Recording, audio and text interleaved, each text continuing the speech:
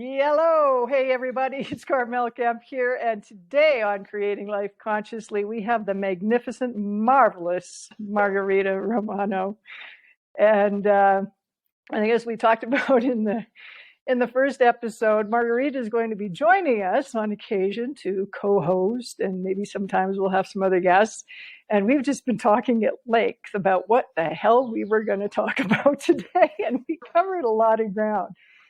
But where we ended up is that we felt that it would be fun for us to play with our intuition and some magic. And so what we've done is that I've got this beautiful oracle, I don't know if it's a deck, but oracle system of divination that was created here in Peru.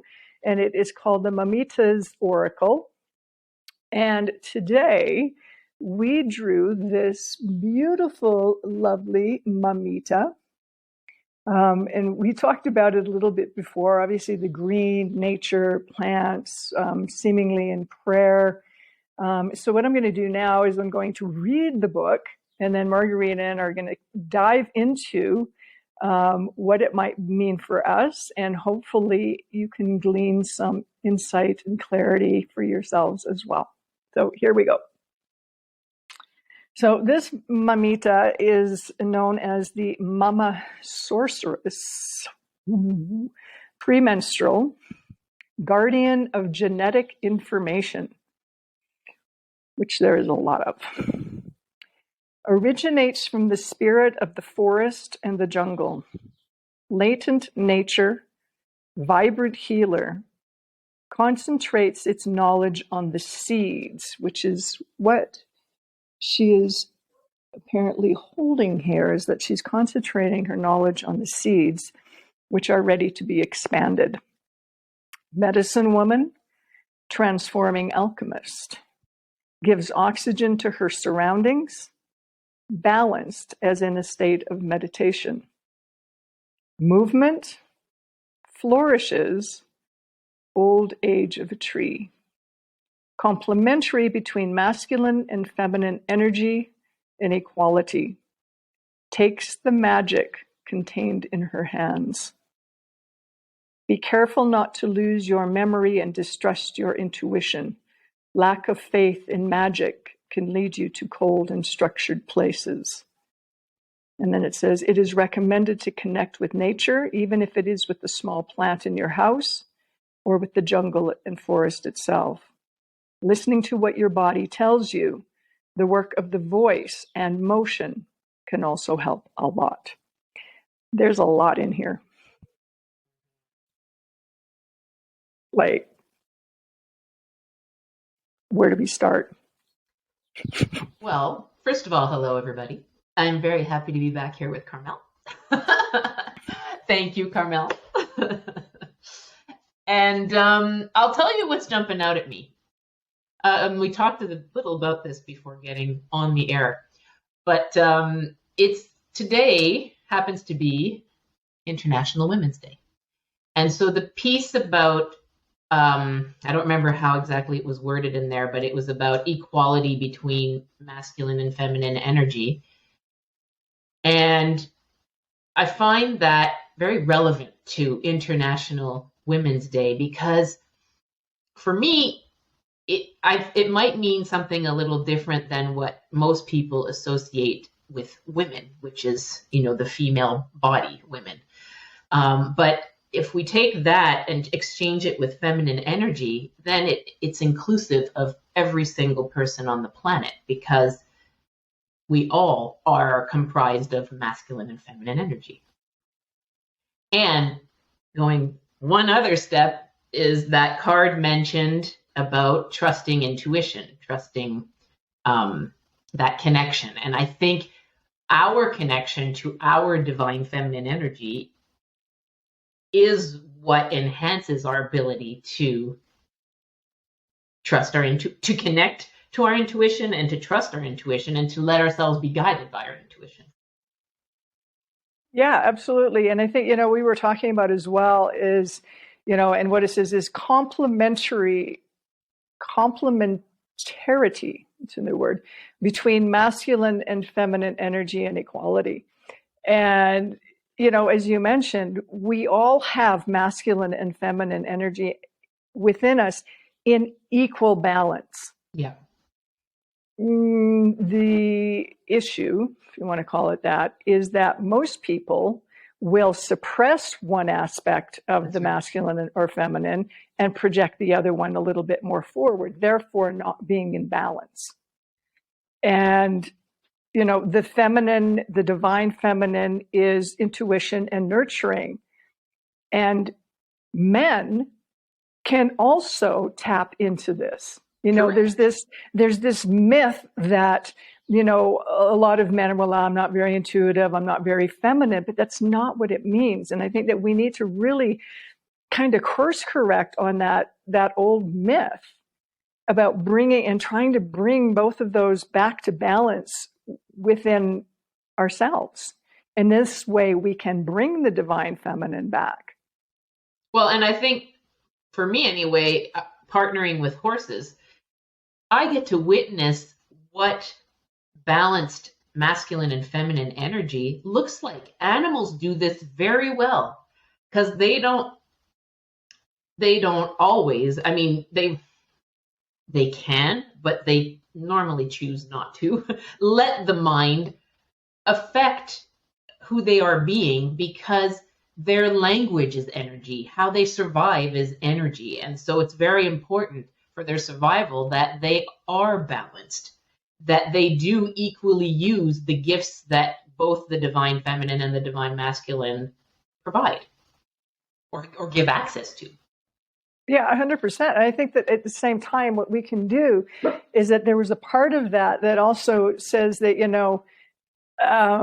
be careful not to lose your memory and distrust your intuition. Lack of faith and magic can lead you to cold and structured places.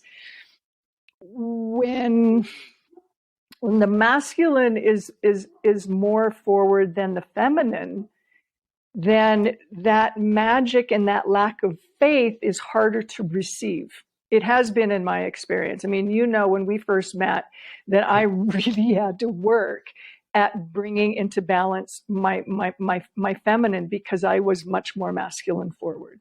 I believe the word was surrender. You had to surrender. Well, that's always been there, but I think it's been always there for. You think when you surrender, you're like, oh yeah, I've surrendered, and then the universe and spirit will throw you something else, and you're like, oh no, I guess I got a little further to go.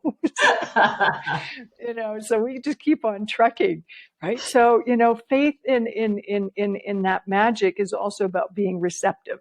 Yes. Right, and to receive that. The feminine has to be closer to being in balance than way back here. And that doesn't mean, to be that constantly and consistently would be great. The fact and the truth of it for me is that it's not always that way. I can notice when I am much more masculine forward and go, okay, wait a minute, I'm pushing, I'm trying to grasp. And in that state, I am not as receptive. And then the magic doesn't come. And then you question, right? You question, you doubt, you have that lack of faith. And you're like, okay, wait a minute. I got to bring this back into a little bit more of an equilibrium in order for me to touch on that magic that I know exists, that I have experienced on so many levels, right? Well, and what's interesting is, if I'm to bring myself into this in comparison here, it's also interesting how accessing your masculine is as important, because as much as you needed to bring in your feminine, I've needed to bring in my masculine to believe that I am worthy, to have the confidence to step into certain things. Like, this is all masculine energy to balance the feminine of receptivity, right? So it's interesting, and it's proof, not proof, but, examples of how it is so important that they work together. For sure, because if you can receive the wisdom, the inspiration, the creativity, the messages, the insight, then you're able to put that into action. That's right. which is the masculine. Where I Masculine. get caught up sometimes is that get caught up in the doing, and then I'm a little out of balance and will have to go, oh, wait a minute, we got to come back here a little bit. Yeah. And okay, there it is. There it is. And if you can be, or if we can be in tune with that for ourselves, like being aware of the levels or the balance of the masculine and feminine within us is actually a great guide. A great guide to maybe why, to maybe understanding why is this happening right now? What, or it depends. That happens on a daily basis. But anyway. But it's definitely a gauge, a gauge, and I was just, my horses were coming in there for a second because I do this piece with them called equanimity, which is a play on the word equanimity, and equanimity is the art of showing up balanced despite everything that's going on around us. And that art of showing up balanced, I believe, is that connection to both energies. Because also in other terms, being a quantumist is looking at everything equal. Yes. In looking and perceiving at everything equal without judgment, accepting it for what it is. That's right. Equally, without, oh, I don't like this, I like that. This is good, this is bad.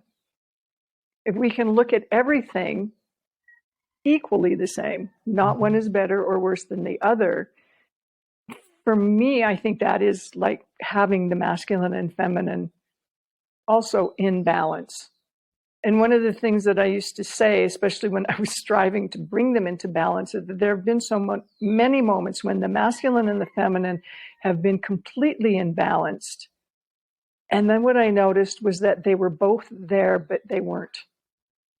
It doesn't make sense.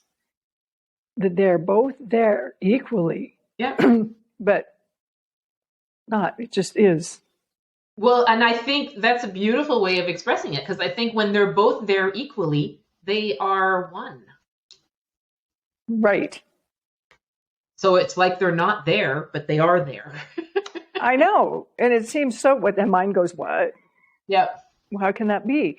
But there's that knowing there, right? I think one of the other things in here that I was really interested to me was that concentrating on the knowledge of the seeds, which are ready to be expanded, is also that same context of masculine and feminine. One's not going to completely work without the other. We could look at the seeds as the feminine, right? And then the expansion of that and the growth of that coming into action is like every plant does. That's right. As it's every being does. Mm-hmm. Yeah. Brilliant. That's pretty amazing. So, I think one of the other things in here, which is really interested to me, was the part about medicine woman and transforming alchemist. Okay. Is that we can work with that feminine energy and in the balance and the equanimity of the masculine and the feminine to transform and create newness. So we're not stuck in the same habits, patterns, and memories. I mean, it mentioned, memory and to not lose memory, but in many ways, this is a hunk of memory. Yes. So how can we still work with the memory that is here, that is not always working in our best interests in terms of those habits and patterns, and becoming the alchemist and the medicine woman and transforming that energy into something new and shifting it into a new paradigm?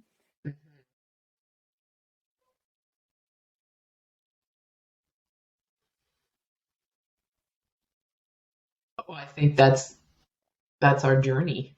Like it's part of what we are all here in different ways, in different capacities, with different awareness levels. We are all here trying to transform and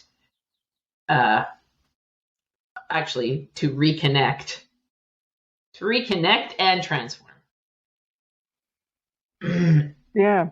Be the alchemist. We can all be alchemists. We can all shift things, you know. Yeah.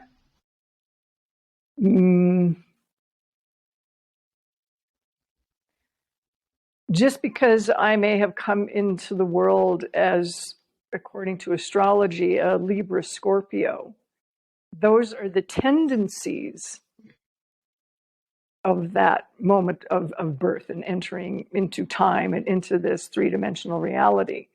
But it doesn't mean that it has to stay that way. Mm-hmm. That's true. Because they're just tendencies. If we stay with the tendency, oh, well, I'm a Libra, so I can't make decisions. Yep. It's actually representative of the time you chose to enter, exactly. Which is birth, right?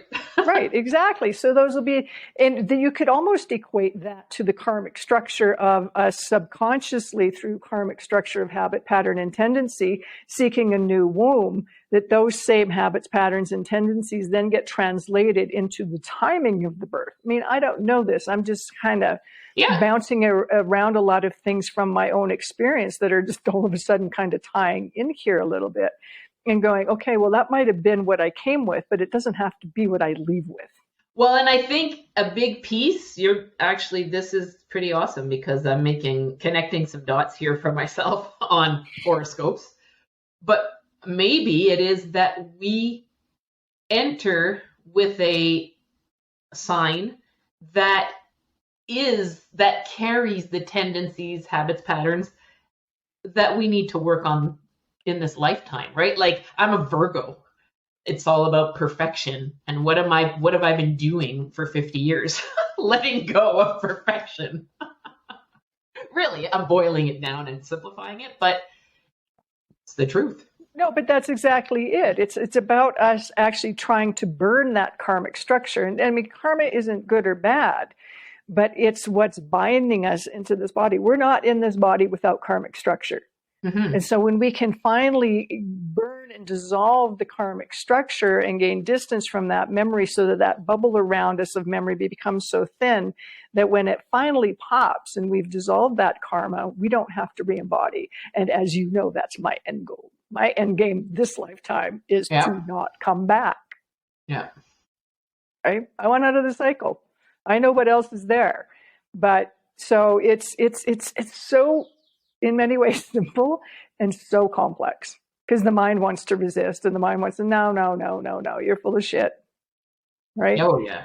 But through my own experience, which I try to talk about or bring in as much as I possibly can, that has been a big truth for me.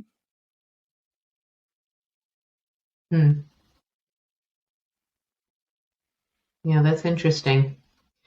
I was just thinking about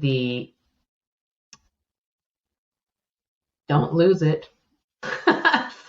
How the mind, you brought up the mind. Jesus. The mind.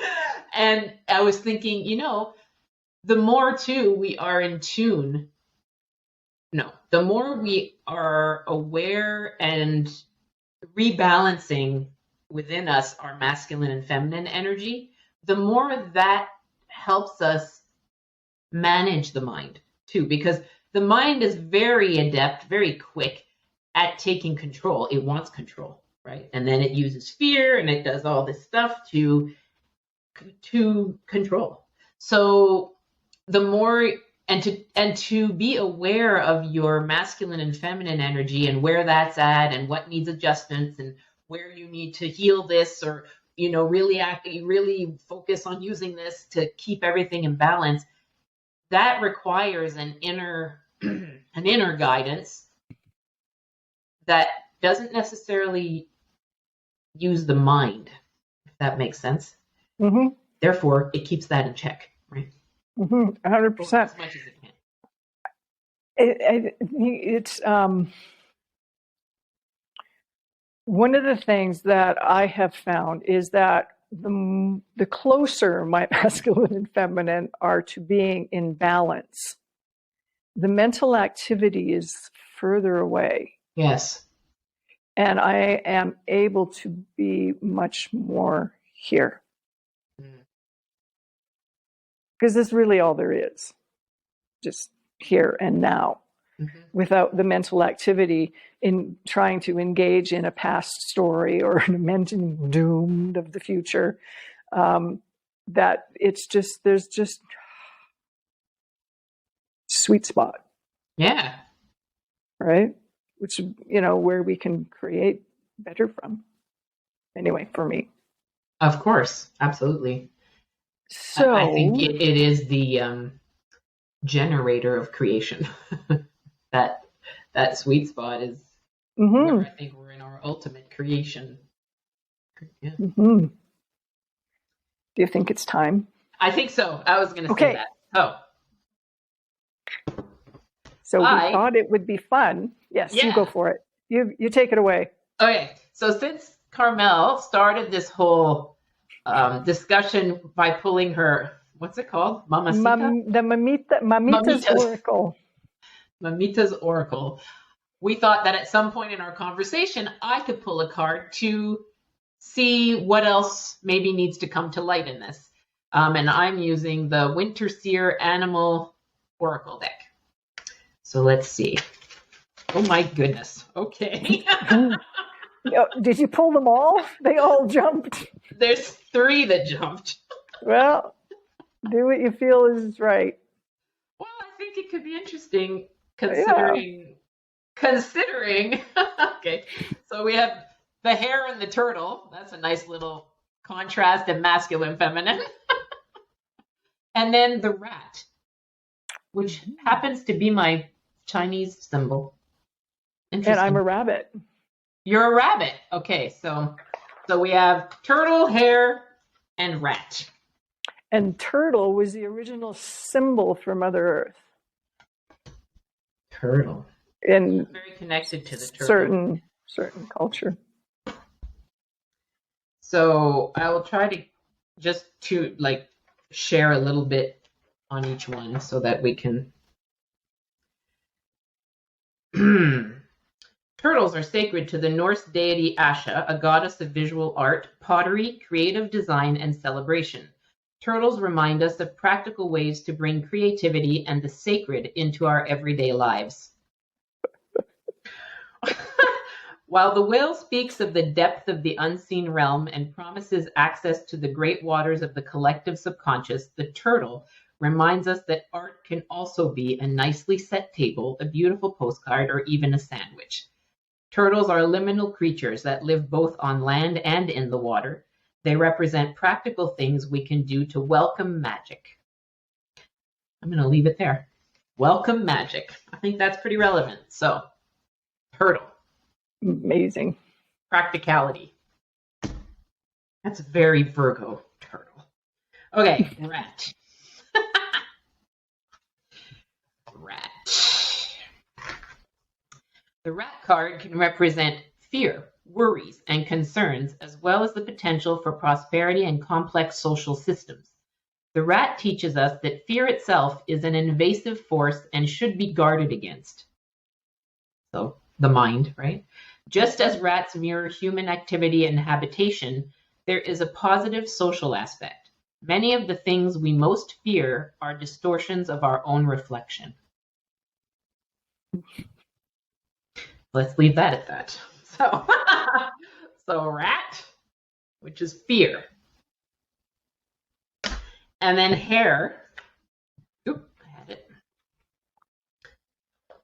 Hare reminds us of the cyclical nature of all things. In the fall, they are linked to harvest and are a symbol of projects that have come to fruition. In the spring, they emerge with new life and are the personification of Ostara, goddess of the spring. The hare is a wonderful omen at the start of a new endeavor or relationship. The hare symbolizes fecundity and the potential for new life to spring forth. Hares are among the most magical of animals and are strongly tied to shape-shifting tales and transformation. Amazing. Rebirth. Yeah, there's no connection at all to the other card. No. Like, I barely started shuffling. I was like, ooh. You just can't make this shit up. No. So.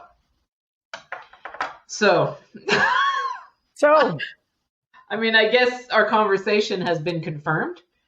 I think there's definitely a highlight on the contrast between energies, like this turtle and hare, with the rat poking its nose with fear, right? So the masculine, feminine, balanced with the mind in the middle. That's trying to make you, go more to one side than the other. It depends what it is. Yeah, what are you getting from that? Well, I mean, it's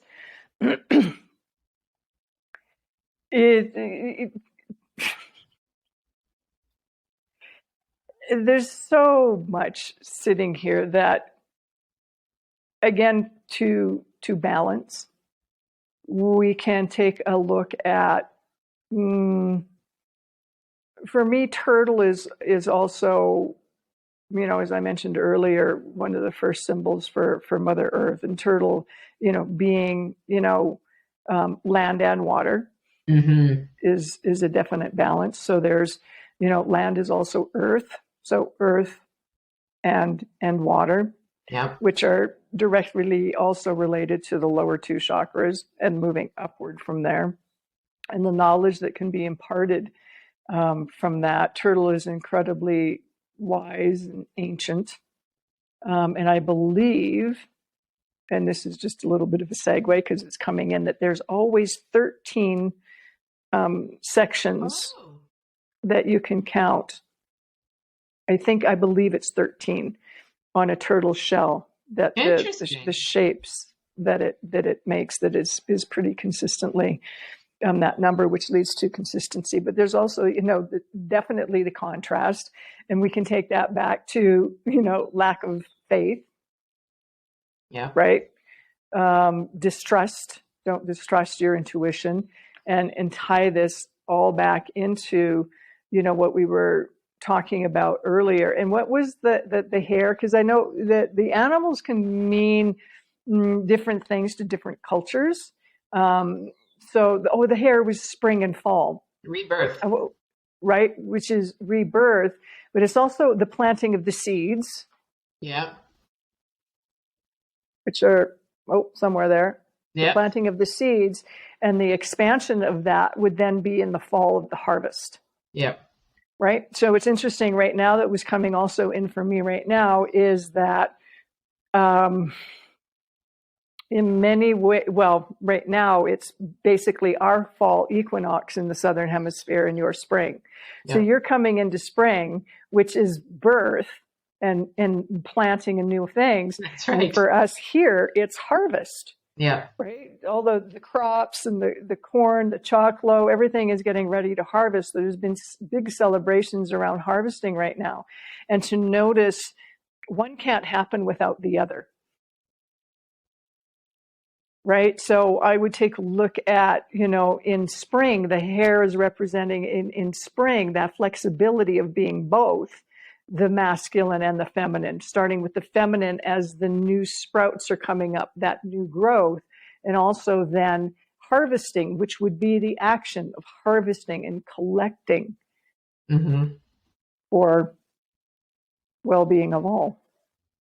There's also another aspect to the hare and the turtle, and that's slow and fast. Fast. Yeah. And so, it's about tuning into, also part of balance is tuning into, when do I need to slow down? When do I need to speed up and take action? And how do you balance the two, Without letting that little rat get involved. Which Correct. Is not looking at the rat as being a negative. No. Rats are very strong. incredibly, where, it may be fear, but I think there's a lot more to the rat than that as well. But, in those moments of being able to slow down rather than speed up is also about having that balance and noticing when the fear is coming in and having the ability of, okay, do I need to slow down, deal with this fear before I move on? Because if I'm going too fast and the fear is there, then the fear is then what is propelling me, not the magic. Well, and since you look at the card, it's with mushrooms, but Yeah, it's I know. entangled. Do you see it? Yeah. And to me, I mean, first of all, the fact that it's wrapped, I mean, that I think is, for me, it's symbolic of what the mind can do to Yeah. you if you allow it to entrap you, to entangle you, but there's also an element of growth. Like, why would there be, like, there's green, there's, mushrooms growing, there's an element, if you can harness your mind, which is the intelligence engine, right? Like, if you can harness it in a way that propels you forward, I guess, or that helps you grow, heal, then good things come of it. It's not just fear. It's not just a fear machine. No. And I think that you can work with fear to grow, but you have to be willing. That's true. Right? If fear can be a tremendous teacher, depending on your lens of perception. If fear for you is paralyzing and debilitating, and I've been there, I've had absolute moments of that, where you can understand that, I'll say this to a lot of people that I work with, and from what I've learned from my own experience in incorporating this, is that typically when we feel fear, we don't want to feel it. So the first thing that we do is like, I don't like this, I don't want it, and we try to push it away. And it's never going to work, because what you're essentially doing is trying to push a part of yourself or divorce a part of yourself away. And we could call this the ego's perception of separation. And so instead of trying to push the fear away and trying to get away from the fear, is that you bring it in. You bring the fear back into wholeness. Because the light that is here, the love that is here, you say, okay, I see you, I feel you. No, I might not really like it at the moment, but I know that if I bring you in here and say, I see you, I understand, but we're going to do it anyway.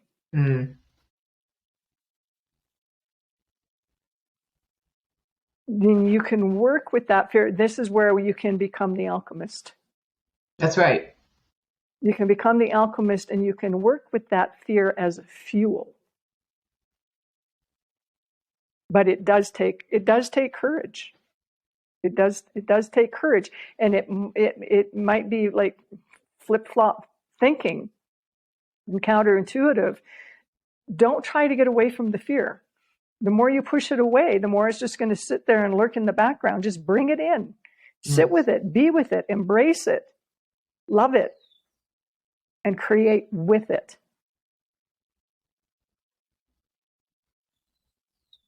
Because it can be a tremendous, tremendous tool and force for growth, which would be the mushrooms and the mycelium. The mushrooms and the mycelium connection, it connects everything. Yep. Right? And not to mention the magic aspect of some mushrooms. Correct. Right? Mushrooms exist on many levels. Right? And so, there can be magic in fear. You just have to be willing to look at it in a different way. We've been taught to look at fear as a bad thing. It doesn't have to be that way. Well, you can shift your perception. Too, with this analogy with the mushrooms and that, I started reading The Hidden Life of Trees, I believe it's called, and they talk about They You know my talk, connection to plants, so yeah, and they talk about how their whole system of communication. Well, it exists on many levels, but the root system is constantly talking to each other and helping each other out and giving what's needed when there's more here and less here. And so why was I going there? Because using the fear as a source of maybe extension as a source of not communication, can I but jump in? yeah. There's some, Fertilizer. yes, exactly. Fertilizer. Thank you. She's like, shut up. I'm just going to jump in. Yeah, we know each other well enough. I know it's all good. Yeah, exactly. It blows my mind. It just blows my mind how everything works together. It really does. There is no enemy. There is no, it all works together. We are all working together because we are all the same. Yeah, everything is connected. We think that we're separate from the environment. We talk about the environment like it's something separate from us. We're a part of it. Yeah. This is a heap of earth. If you look at yourself as a heap of earth that happens to be able to move around, still, for the most part, walking on earth, and receive the nurturing from the earth, the water, the sunlight, all of the elements that really make us all up in different combinations, and receive that. Mm. Look at yourself. I am a piece of the earth. I am a part of the environment, not separate from it. Right? And just walk with beauty. Because when you can walk with beauty and you walk through the forest and you connect to it in a way where you're walking with beauty, that you're emanating that joy, that trust, the faith, right? And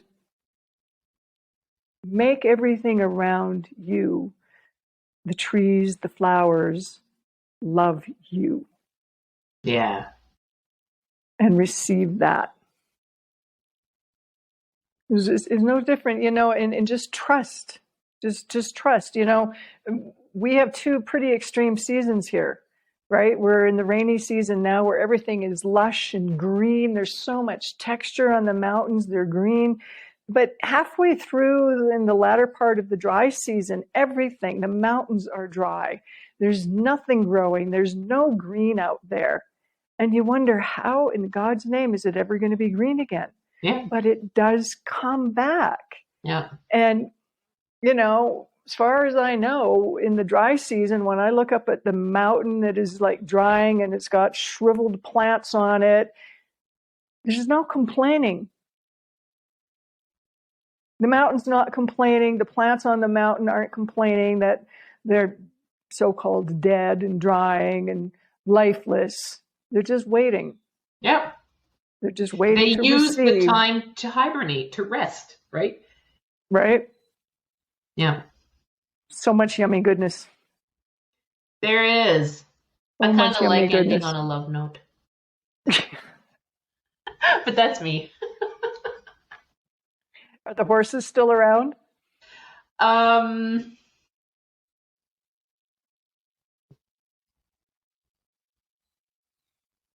Prince is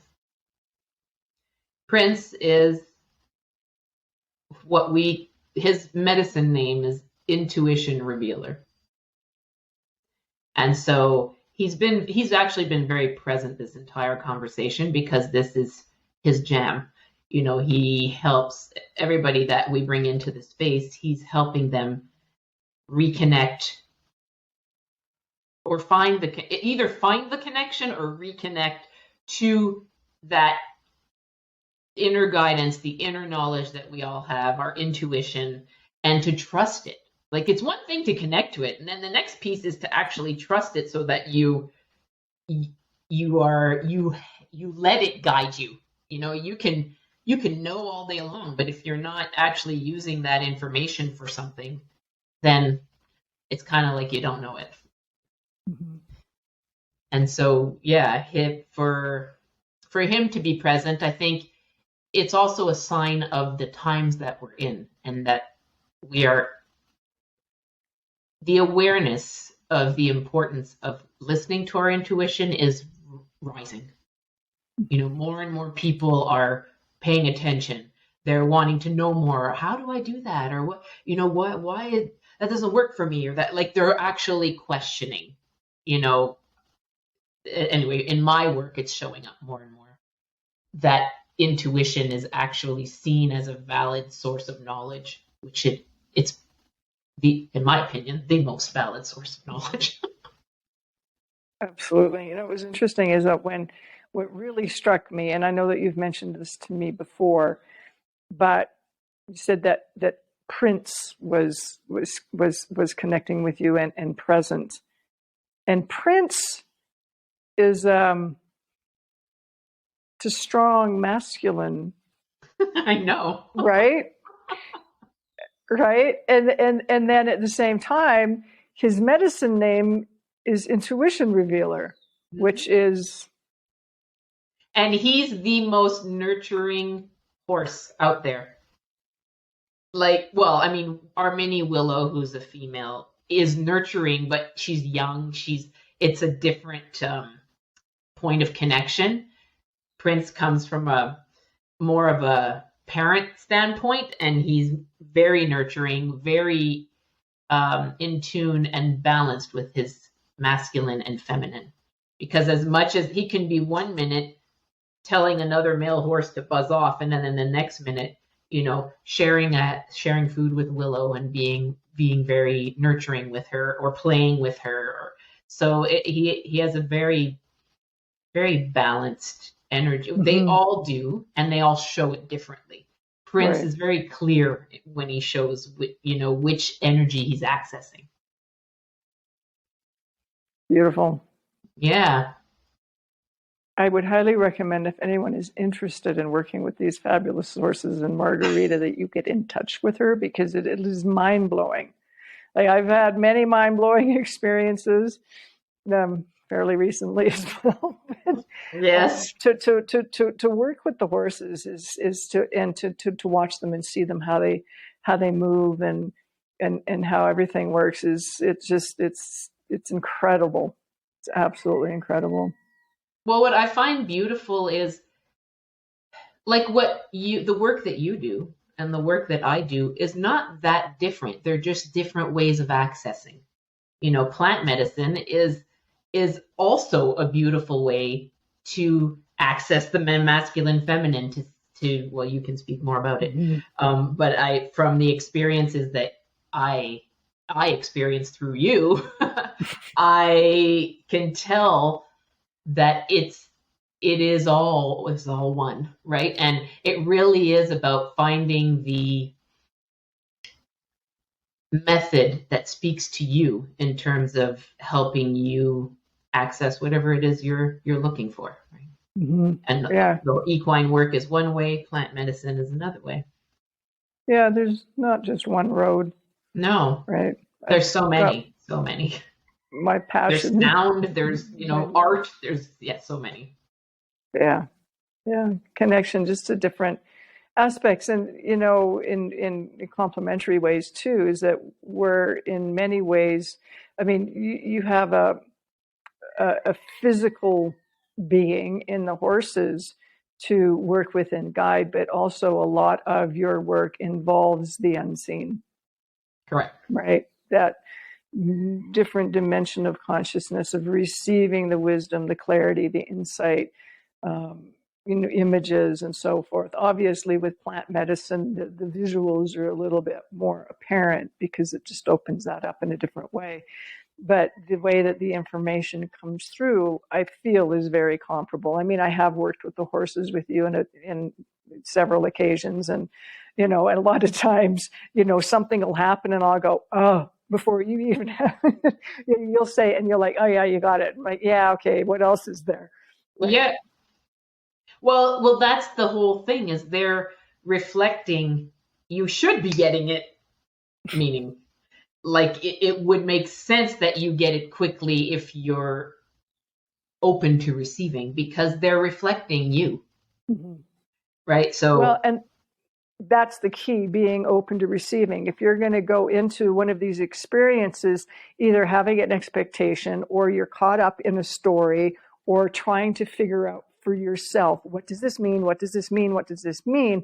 That isn't a receptive energy. It's just this, you simply have to allow correct. and receive. And when you do that and can be in that moment, then everything is, you see something go in the way that they work. I think, what's coming to mind is that when I was trying to bring my masculine and feminine into balance, and we were at the retreat with the other gals, and I was standing there, and I was looking at them, and Powder, when she was still with us in the physical, and Cash were facing me like this, and I was like, and I didn't get it right away, and you said to me, Carmelle, look at them, they're both balanced.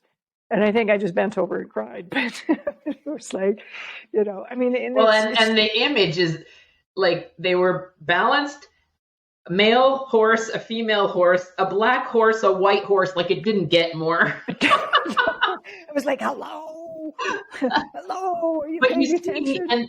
but that's where that happens to all of us. Like this gets in the way. It does. And so when when you have a guide that is not in your own or my, like same for me, if I have somebody that's holding space for me and I'm stuck in a story of something, or I'm only seeing the literal and not allowing myself to just receive it and get it, Mm-hmm. and I'm trying to have my mind get it when it's actually something my heart has to get. Mm-hmm. It's nice to have a person there that can guide that journey. Yeah, absolutely, for sure. You know what else is coming in for me right now, and sort of going back to that moment, is that was the first and the only time that I had worked with you and the horses where there was also another group of people. And I think that also the other thing that I was working on was my willingness to be vulnerable.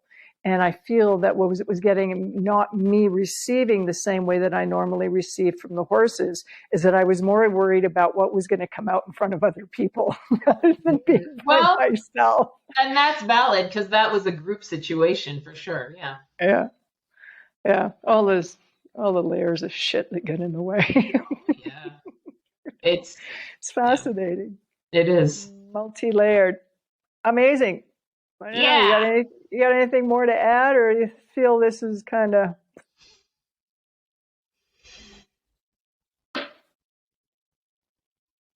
I'm good. Yeah, I think I'm good too.